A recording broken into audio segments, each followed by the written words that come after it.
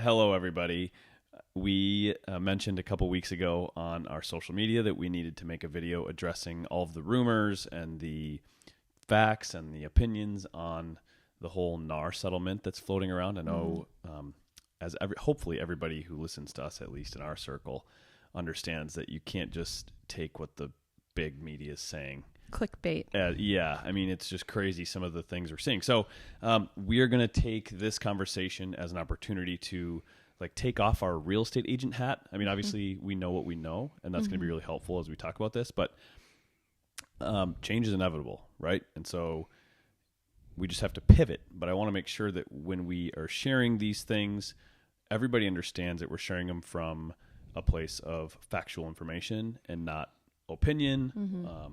I remember when this all was first happening, there was a lot of agents that are out there on social media and stuff who are sharing very emotionally charged responses. And I just don't want to do that. I want to make sure that everybody understands there might be some good things that can come from this, but there might be some really harmful things too. So yeah, I think we're not going to go super deep into the weeds on kind of how we got here. I think I'll just mention what it's called. Everyone can do their own research, and then let's just talk about moving forward. Yeah, that sounds good. And to be clear, the settlement is a proposal. Nothing's been made official yet. So this is all what we know now as it sits. But I think it's also important for people to understand that because this is on a national stage, real estate runs at the state level. And so every state has to go through the documents and submit amendments that make sense for that state because real estate is transacted at the state level, not the national level. And so what that means for Minnesota, we don't know yet. And we have gotten a message from the Minnesota Realtor Association stating that they have to go through all of these documents and figure out what this means for Minnesota. And so I'm really proud of our state just because we, historically speaking, have been disclosure heavy. And everything that they talked about in this lawsuit, we have been doing since I got into real estate, and probably you, really. So I'm proud of that we have always protected the consumer, and we've been very transparent, and each side has been disclosure heavy. So I just wanted to make that very clear that nothing is final, and real estate is transacted at the state level. So every state has to go through the settlement and figure out what that means. Yeah, that's a really good point. Minnesota it seems like when I'm around all of my agent friends in other places that Minnesota is very far ahead in terms of its transparency and disclosure. So you're right. We'll talk about what the changes are. And the thing is I don't think it's not going to lead to a ton of change for us here in Minnesota. At least. But the states that it is going to impact, they're way behind. Oh, totally. In a lot of stuff. So this all started from a case in Missouri. Yep. A class action lawsuit in Missouri where sellers stated that listing agents, real estate agents in general, were conspiring to keep commissions high. They didn't know that you could negotiate the commissions, to which, I say, well, that's in real estate, we're all 1099 contractors, right? So whatever you charge might be different than what I charge. And whether you want to negotiate your commission or I want to negotiate my commission is up to me or you. Right. It's not an industry-wide thing. And so these claims that this was all fixed is it was pretty absurd, really. I mean, if I get on the highway and I drive right now from my house in Lakeville all the way to Minneapolis, I'll probably see 3 billboards, all from different real estate companies, all offering different commission sets. Or incentives, just different ways to... Well, so this is a whole other conversation itself, and I want you guys, if you're listening to this, to go do your research and start reading about some of this stuff, because one of the plaintiffs on this was actually an attorney, and he's reading paperwork, apparently slashing out things in the contract, but then he's also stating at the case that he didn't know that the commissions were negotiable. And so it's just it's very odd. But anyways, here we are. Okay. I wonder if his compensation is negotiable. You know what's really funny? So I had an attorney call me last week who's got she lives out of state. She's got a friend here that needs to sell the house. And she was like, so what do you think about all the changes? And I was like, well, I actually don't think that it's going to lead to a whole lot of change. I think there's going to be some changes. But I said, and I won't say her real name, I said, "You're an attorney, right?" "Yep." Are your hourly fees negotiable?" "No." "Okay, neither are mine." And it was kind of like a moment where we like sat there on the phone in silence. Like, you can charge whatever you want. Mm-hmm. Anybody can charge whatever they want. I'm not fixing anything by having the same fee every single time as part of my marketing plan. So anyways, I thought that was really funny that you just mentioned the whole attorney thing, because it's like, go to your doctor and try to negotiate the rate. Or just like anyone. I mean, you have contractors over to look at a remodel of your home. You're probably going to get 3 different quotes, right? They're not all going to be identical, but the services that they offer are going to be a little bit different. And the quality of work, how they communicate, who's coming in and out of your house. There are some contractors that are massive and they just have teams that service certain areas, and you are unsure of who you're going to get. You're also going to get that contractor that it's just him and a couple other guys. It's what you're looking for, right? And there is someone for everyone and every job, and it's no different in real estate. There is a realtor for every consumer, and what that consumer wants in their agent may be different than their neighbor. So for sure. And so with all of this being said, what Trent is explaining, in the state of Minnesota, we actually have documents that list all of these commissions and what we are going to be offering for a buyer agent commission on our contracts. There are states still out there that are transacting real estate that don't require these documents, and their agents don't have the consumer sign it. So I think that's where some of the gray area is. And like he mentioned, when we talk to our agent friends about how we transact real estate and how many pages are, if you're a seller or a buyer, how many pages in your contract are, they're like stunned. They're like, "Are you kidding me? Seriously?" Yeah. Mine's just like a 1-sheeter and I just need an initial or whatever. So, okay. So before we jump into this too, I'm just going to wrap up the Sitzer-Burnett case. Settled for, on here we've got, the combined settlement fund of $208.5 million is actually, so it's settled for $418 million. I don't really know how all of this works, but what I think is incredible is I've heard rumors of what the plaintiffs are all going to receive, right? The members of the civil class action lawsuit. Yeah. So, if you fall into the category of being able to receive compensation from this, I've heard numbers from as low as, let me what I have in here, somewhere between like $100 to $170 per person. So you win, right? Like, you're pumped. Heck yeah. My real estate agent didn't tell me it was negotiable. You're probably getting about $100 back. Okay. The attorneys in this asked for 1/3 of the settlement in compensation, $82.4 million for the attorneys. Yeah. So who's actually winning here? Yeah. And here's what we're going to talk about. And we're not bashing attorneys. Let's just be clear. It's just interesting that the original client who filed the complaint happens to be an attorney, and those are the people not that are one coming. Involved in the case, but yes. It's interesting that they're the ones that are capitalizing on this whole situation. Who are the real winners here? Yeah. Yep. Okay, so let's get into this, because I think by the end of this conversation, you might maybe further understand at a deeper level who the actual winners are in this whole thing. Sure. Okay, so the 2 major changes that are going to be coming to our industry in July, should this all get approved, which it looks like it's going to. Yeah. I saw yesterday there was like a motion to take it to the next level. Again, I'm not a legal expert, so don't ask me what all of that means. But it sounds like, it looks like everything's going to move forward as kind of planned in July. Right. Those 2 big things are, and I'm going to read these. NAR, the National Association of Realtors, agreed to create a new MLS rule prohibiting offers of compensation on the MLS. So this would mean that offers of compensation could not be communicated via an MLS system, but that they continue to be an option consumers could pursue off MLS through negotiation and consultation with real estate professionals. Okay, that's the first one. The second big change is NAR also agreed to create a new rule requiring MLS participants working with buyers to enter into written agreements with their buyers before that buyer tours a home. The National Association of Realtors has long encouraged its members to use written agreements to help consumers understand exactly what services and value they provide and for how much. Yeah. The second one, we've already been doing. It is very rare that I am willing to take somebody home shopping without a written agreement in place. If I don't know you, I'll maybe take you out once so that we can make sure that it's an we interview. like each other. Right. Right. Yeah.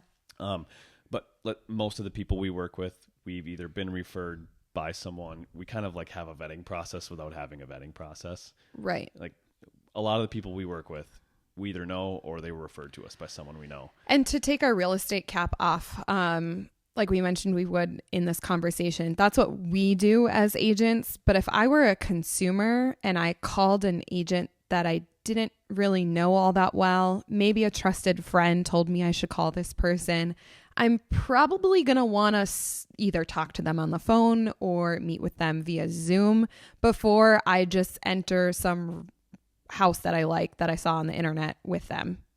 And if we have a contract in place or if he proposes one, that to me just makes me feel protected and that this person owes me duties, right? And they're not just opening up a door and I'm walking through the home with essentially a stranger. I understand their services. They know a little bit about me and what I'm looking for. And I think just COVID in general in all industries has forced us to utilize tech to have these conversations. And as real estate professionals, that's something that we do prior to touring homes. So I think this is kind of like, okay, sounds good. This is something that we're already doing. Most agents in our area are doing it. You'll always come across those situations where it's like, oh my goodness, I wasn't looking to move and I found this home that I absolutely love. It goes live on Friday. I really want to see it. And then we're kind of scrambling to make sure that we have these protections in place before we walk through the house. So, and as a seller, I mean, come on, people, you don't just want any random person walking through your home that you don't know is qualified to purchase your home.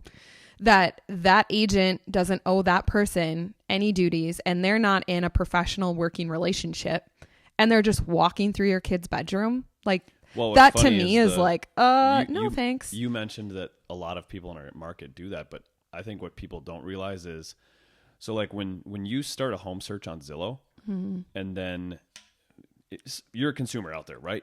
You're browsing homes, you find one on Zillow you really like and you want to see that house that day. You might click like contact agent or set up a showing. Your information is going to go to somebody who pays for that ad space. And then that agent who does not know that person does not know that agent. They're going to show up for the first time and meet each other at your doorstep. Okay. Neither of these people know each other or have had any sort of conversation, most likely outside of, I want to see this house tomorrow at 3. They're now walking through your property together. Yeah. And I think that's a little bit scary. But, a little. Yeah. So, okay. So let's go back to these two things that are going to be changing because they kind of play off each other a little bit. So we've been seeing advertised, right? The 6% commission is gone. Sellers no longer have to pay buyer agent commissions. That kind of ties into this first one, which is that we can't make offers of compensation in the MLS. We still can make offers of compensation. And by the way, we will as a real estate agent cap back on. It's the best idea, and I'll get into why in a second. But where this becomes really challenging is when you sign a buyer representation agreement with an agent, okay, most likely you're agreeing to pay that agent a compensation because a buyer's agent's not going to work for free. However, any amount of compensation that they receive from the seller would reduce your obligation. Okay, so does that make sense? If I have a percentage that I'll work for, we go and look at a house, the seller offers me compensation, now the buyer doesn't have to pay me. Okay. For some reason, the news is taking this as sellers are just offering nothing, which you can do whatever you want, whatever the agent agrees to do. Mm-hmm. For me, I want to reach the most amount of buyers, so we put that into our fee structure. Right. It just makes the most sense. 9 out of 10 buyers last year, and this has been this way forever, think that having representation when purchasing a home is very important. Mm-hmm. That leaves one willing to do it without. So we have one buyer that's willing to go unrepresented or possibly enter into dual agency. Yeah. So you go and you sign a representation agreement with an agent, and you want to start looking at homes. What first item complicates big time is that now in the current MLS, I can look at every house that you want to go and see, and I know whether you, the buyer, have to compensate me or not, which helps you. Right. Right? If you send me 5 houses, you're like, hey, can we go look at these 5 houses today? Perfect. All 5 of them are offering compensation. You're not going to be on the hook to write me a check. Mm-hmm.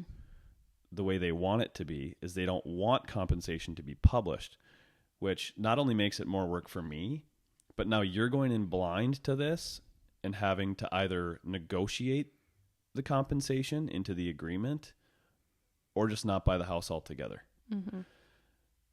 There's a lot of moving parts here. Some people might be getting confused. But when you buy a house, you've got a couple of different expenses, right? You're going to have a down payment. You're going to have closing costs, which are roughly 3% of the sale price, ballpark number. Now, what you might be on the hook for is another probably 2 to 3% in agent commissions. Buying a house just got more expensive with these changes for most people. It did not get cheaper. And do you think sellers are going to reduce their prices because now they don't have to pay it?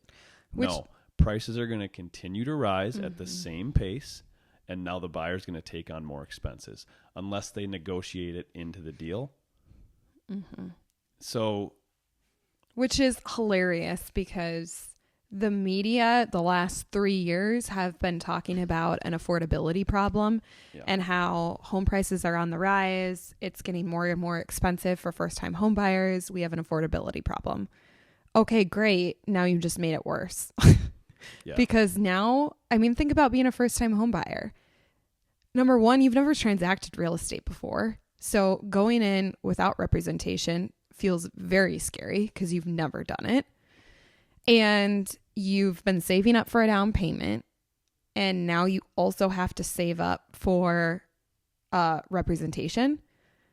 It's like going into a courtroom. Like, I'm not just going to like search the internet and hope an attorney that I like find by the click of a button is going to meet me at the courtroom tomorrow at noon. And for my case, and I don't have a signed agreement with them. So they may or may not work for me. They don't owe me anything technically. And I'm also not going to walk into that courtroom by myself and expect to handle it perfectly. I'm going to want to pay for representation, right? And I'm going to expect that person to do their research and to know what I want out of it and to protect me. So purchasing most people's largest asset and going into it blindly or without representation is very scary. And also from a seller's perspective, you want your buyer that purchases your home to be educated, coached, because it's taking the emotion out of it. The home buying process in general is very emotional. And if you have a party that's part of the transaction that doesn't have representation, or someone that's like just solid ground and a working professional that does this every single day, helping that person, it becomes very, very, very messy and very quick. And so how would you like it as a seller if you had someone that's acting out of emotion and a couple weeks from closing, the transaction falls apart because no one is helping and coaching that specific person? That doesn't sound like a win for anyone. Yeah, for sure. So I've been playing through all these different scenarios of like what could happen. Like, let's say a buyer falls in love with a house and the agent who took the listing is willing to pay 0%. They're not willing to, share compensation. What are we encouraging our consumers to do? We're encouraging we're encouraging our consumers to either go unrepresented, which you just discussed is a little frightening, especially to the majority of people. They just can't navigate this. Or they're encouraging dual agency. And while we've never had issues with dual agency, I think it's because we take it very seriously. And dual agency, you guys, is defined as when you have the agent on the selling side and the agent on the listing side are from the same brokerage. So that could be the same agent. It could also be someone from the same company. But dual agency is, some states don't even allow it. Right. So what we're incentivizing people to do is go, okay, I love this house, but I can't afford to pay my own representation. So I have to take the risk of doing this by myself with no help, or I go straight to the listing agent and I have them work the deal for me, which they're still going to get paid on, most likely. So somebody's getting paid. But in dual agency, you can't negotiate to the detriment of either party because you owe fiduciary duties to both buyer and seller. And so are you getting full representation in dual agency is kind of my argument. I think there's a way to navigate dual agency and make sure both parties feel like they got great representation without just being the middleman pushing paper around. I think we're really good at that, but not everybody is. Yeah. And so I think that's what scares me is. And you can't facilitate. If you were the listing agent and a buyer came to your property and they're like, well, we don't need like representation assistance, but we would like you to help facilitate the paperwork. You can't legally do that in the state of Minnesota. Yeah. You have to either enter dual agency or nothing at all.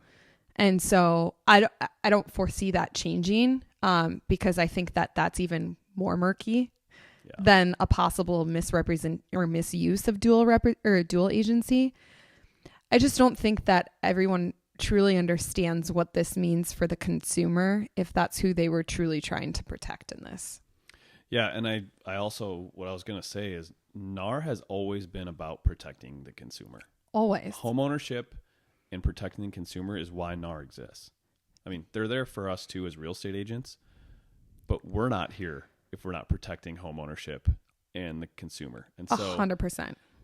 You know, what I feel like is going to happen, right, is you might get the occasional listing agent or seller who insists on paying 0% to a co-op agent. And maybe every now and then the unicorn property, like if a lot on the lake that's perfect, somebody will come in and be willing to go unrepresented just to make sure they can get that property. Yeah. So I think that there's a potential that, every now and then there could be a unicorn where that works just fine. Yeah. But what I see happening is, imagine an entire neighborhood, right? And 10 houses are for sale. And all of them are offering 0% because they think they can now. When they can, but they think it's going to work. They always have, been able to do that. If they didn't. Well, technically in the MLS, you had to offer at least $1. Okay, so $1. So technically they had to do something. Now that's going to be gone away. So say it's 0%, and then one seller or one listing agent comes in and says, hey, as a part of my plan, I actually offer compensation so that the buyer doesn't have to write that check. You're now appealing to 10 buyers instead of just one. What house do you think is going to sell faster and for more money? Yeah. The one where the buyer doesn't have to write a check. Because your home just became way more affordable than all the other houses on the block. And then it's just going to hit reset. Everyone else is going to start to figure out, hey, we need to do this if we're going to have the best chance at exposing our listing to the most people. Right. We're going to have to start offering compensation as well. And I think you're just going to see that almost like hitting reset. I think so too. And will buyer commissions get compressed? Maybe I could see that happening a little bit. I could also see it. I've heard people going the opposite, like saying my fees are going to change and maybe go up. Well, and I think it's interesting because when we look at new construction, we kind of saw that, like, I don't know how long ago it was, where they compressed a little bit and now they're up and they're sort of like pretty much the same amongst like national builders. And then you've got your smaller builders that are a little bit higher. And I just think that's super interesting. Is like, okay, you kind of saw the wave with that, and now you're going to see the wave with this, because they knew how valuable it was for that buyer to be represented by their own agent and be part of the transaction. It went smoother. They were able to see that value. Yeah. So, well, like I don't everything, know. the market ebbs and flows, right? So when houses are selling super quickly, sellers get greedy. They get upset that they have to pay someone else when, admittedly, a lot of real estate agents came into the market in the last 3-4 years, and a lot of them are not amazing at what they do. They could stick a sign in the ground, take a couple pictures with their cell phone probably, and sell the house. And I'd be upset too if I was a seller and, people were charging me some of the numbers that they're charging, and that was all they were doing. But that's going to change. It's already starting to change. And actually with that, I have a couple more notes on here that I want to make sure I hit before we wrap up, which is, we saw this big flow in of people getting their real estate license and getting into our industry. I've heard numbers as crazy as 2/3 of members they expect will be gone in the next 12 to 24 months. 2/3 seems like a lot to me. I think it's probably going to be more like half. I don't know. I wouldn't. But I think a lot of people, people, agents, not people, agents, they're acting out of emotion. They're scared. They're fearful. They don't choose to educate themselves and understand the big picture. Well, and you have to have an actual value proposition. You do. And I think the agents exiting, like, I don't mean this like harsh, but there is no value. Like, how many listings do we still see on the MLS that are taken by a cell phone? Like, there's no true value there. The biggest misconception, and one of the things that I can't stand about our industry and the consumer relationship, is that a lot of people just see us as door openers. Yeah. I don't know if that's from like popular culture, like on HGTV, they just like walk in cool houses all day. Probably. But I can tell you, I've run big offices. I've been involved in the agent community for a long time. And I know how hard this industry is. And I've seen people come in and think it's that, and they're gone so fast. Oh, totally. And so I think you're going to start to see a lot of those agents that kind of just, it's not what they thought it was. It's a lot of work. It's not glamorous. It's not selling sunset. No, I mean, not. Yes, do we tour really cool houses and get to be part of awesome opportunities in terms of real estate? Yes, but I'm an interior stylist, but I think that there's a lot of agents that enter the market that are like, I like interior design. I'm going to be a real estate agent. For sure. It's like, well, no, there's like a lot more that goes. That's a different role inside of the industry. that is. Not a real and estate if that's agent. what you like, that's awesome. There are roles for you. Yeah. But to just become a realtor because you like interior design is not what it actually is. Yeah. But okay, so I hope we covered most of this. I think I have some predictions for what things are going to look like. Yeah, I was just going to, I'm thinking. Should I share those, or do you have anything else? I was just thinking in terms of to help people understand what this truly means. I mean, I came from the consumer goods world. So if this helps you, is like when we would pitch a planogram or a product to a retailer, we paid for that space. We didn't expect them to just take our product and they get nothing in return and we get nothing in return. It's a business relationship, right? They're creating a marketplace for us. And so it's no different than real estate, right? Like there's a win-win for everyone involved. And so I just think that it's interesting that this industry has been so targeted, because every other industry I can make like a direct comparison to that's no different. Yeah, it's just like the cost of goods. We talked about this in a mastermind group I'm in. Is like the cost of the sale has always been absorbed by the seller in any industry, in anything. 100%. Right? Like imagine you go to Target and like milk's $1 cheaper today, but you're paying the stocking fee. Yeah. Right? Like we brought the price down. Yeah. Seller doesn't have to pay it. Buyer does now. Like, yeah. Are you buying that milk? Right. Probably not. Probably not. So it's, anyways, here we are. Here We're we going to are. pivot. Yeah. I have a feeling well- things aren't going to change very much moving forward, but there's going to be a really, really rough patch, I think which so, this will too. be my prediction. So I think as these come into play in July, things are going to get messy. I tell everybody there's really 2 times of year that are, in my opinion, the quietest. It's Christmas and Christmas in July. That's what I call it. And the fact that these changes are taking place in July are going to only add to the seasonality that we see. So I think things are going to slow down a ton. Real estate agents are going to have to get an idea of how to navigate this. How do I figure out how I'm compensated? How do I figure out how much this one over here is compensating so that I can educate my buyer to make that they can make their Right. best decision, right? There's going to be a learning curve. I think that's going to take months. By the way, add in there that interest rates are not doing what they thought they were going to do by going down. They're actually ticking up, and they're showing no signs of going down. So you have that now in the mix. We're now coming into fall, which is seasonally another slower time. It's not slow, but it's slower. And then guess what's in November? Election. An election year. And so you're going to put all these things together. Right. I think what you're going to see is a major slowdown of the market. I think you're going to see our inventory start to climb a little bit. I think you'll see prices cool down because people don't really know how to navigate this yet. If you are a buyer and you're considering getting into something in the next 6 to 12 months, in my opinion, I would do it before July if you're able, only because we don't know what it looks like post-July. And if you're on the hook to compensate your representation, buying a house just got more expensive for you. If you're thinking about selling, I would almost say the same because, again, one of the pieces of advice that I've given since day one in my career was make your decisions based on what you know right now.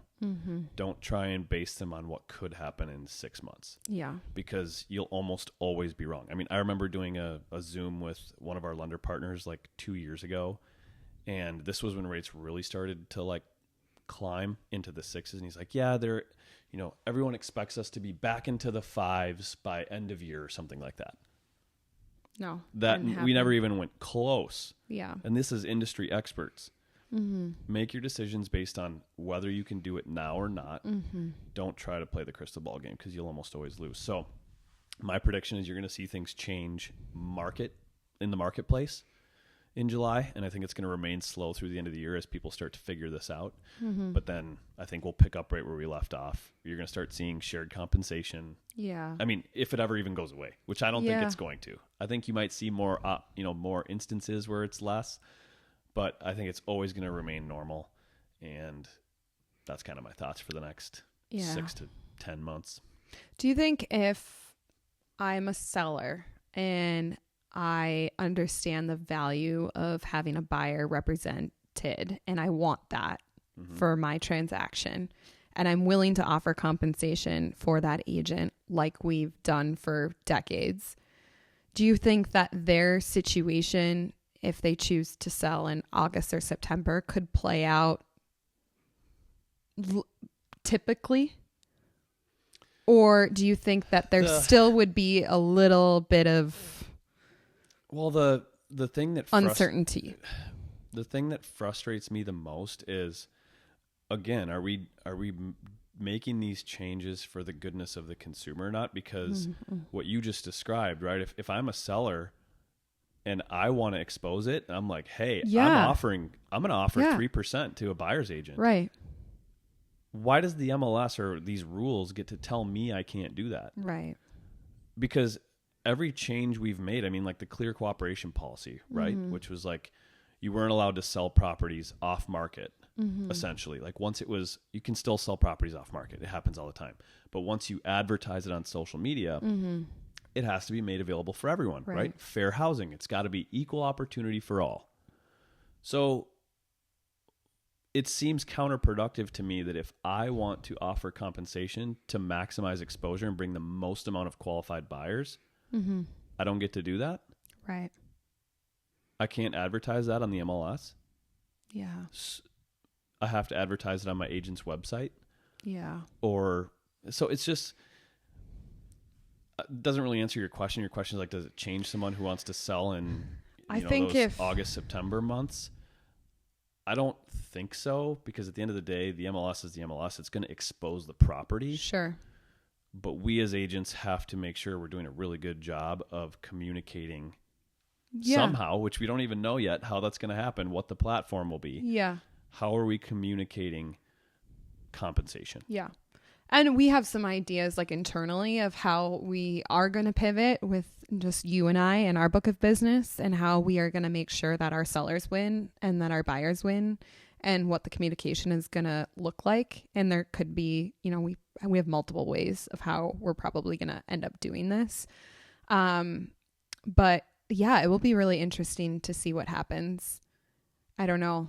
It's like in the retail industry, there's something called MAP pricing, which is minimum advertised price. And a lot of newer products in consumer goods will have a MAP pricing policy. So it's like, hey, like I'm going to sell you this good to sell in your stores, and you can put it on the shelves, but you can't advertise it for less than $14.99. That's a policy. But then stores would have 20% off of, like, it was like a store-wide coupon.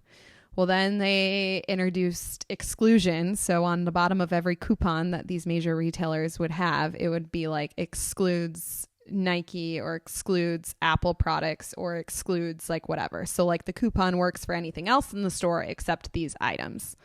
Well, then Amazon came out. And so that there was like, how do you control that? Because people can wholesale these goods and then sell them off to this other person that can put it on Amazon, and they don't have to like put it on any shelves. It's just in a warehouse, and then they can sell it. So it reminds me a lot of that, is like, okay, there's this policy, but like there's so many different workarounds in how people were doing it. And then does it just become watered down, or like, do we go back to what we have always, how we've always transacted? Yeah. It's super interesting. It is. Yeah. It'll be really interesting to see what happens. This industry looks different now than it did when I entered it 11 years ago or 10 years ago, whenever that was. Things change so fast. They do. So it'll be a year from now. We'll probably look back at this conversation. It'll feel outdated. So. Yeah. Well, and it's funny because we were having a conversation with, I call them like legacy agents, someone who's been around this industry for decades, longer than we've been alive. And they mentioned that we actually had this in play in real estate in the 80s.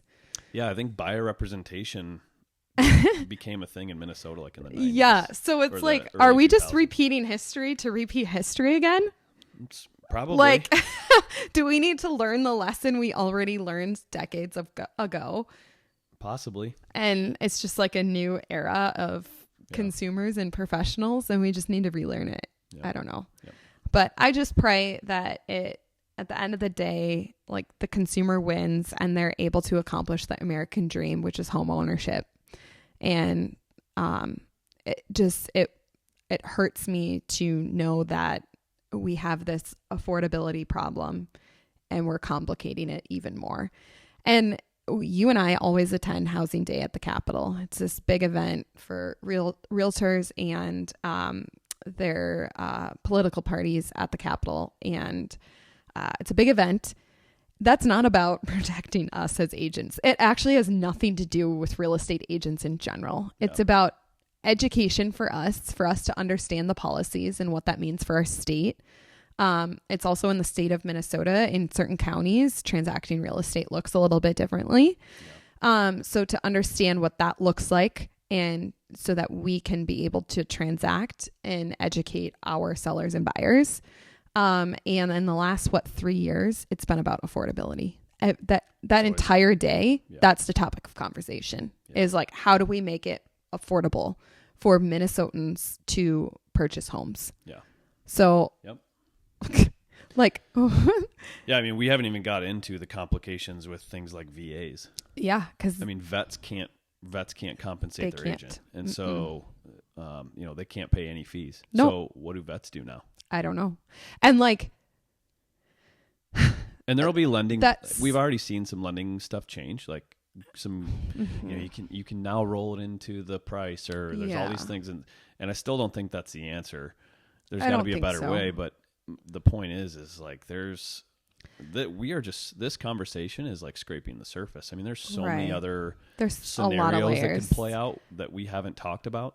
And I think that like your prediction, we're just going to have to learn what those layers are and figure out and amend or propose. And there's going to be more changes in the future, because to your point about veterans, it's like, okay, now are we just like prohibiting them from purchasing a home? Because if you get in a multiple offer scenario and you're the seller, are you accepting their offer? No, because they legally can't pay anything. It's not that they don't want to or could, they just can't. Yeah. And going with different loan products doesn't help their family. We have those products in place for our veterans for a reason. Yep. Okay, so now are we just hurting them even more? Yeah. And it's like, oh, but this is a foreign cash buyer, so I'm going to accept their offer. Yeah. Yep. Or a big corporation that's just absorbing, which is another conspiracy theory, is that these corporations just want to buy all the real estate, and this is a way for them to do it. There's all sorts of conspiracies out there. Yeah. That the Black Rocks of the world are have their foot in this, and or their hand in the jar. And anyways, anyways, I hope this helps whoever, if you guys watch this, I hope this helped you. And we'll keep you posted on changes and how it impacts the industry, and we'll educate ourselves. I don't know if the Minnesota State of Realtors or Realtor Association came out with when they will be able to articulate what this means for our state. But once that comes out, I don't know if it will be a big enough amended change from the national level to prompt a conversation. But if there's anything specific to Minnesota, we'll be sure to share. Yeah. All right. Yeah. Thanks, Carissa. Yeah. Thank you. Bye, guys.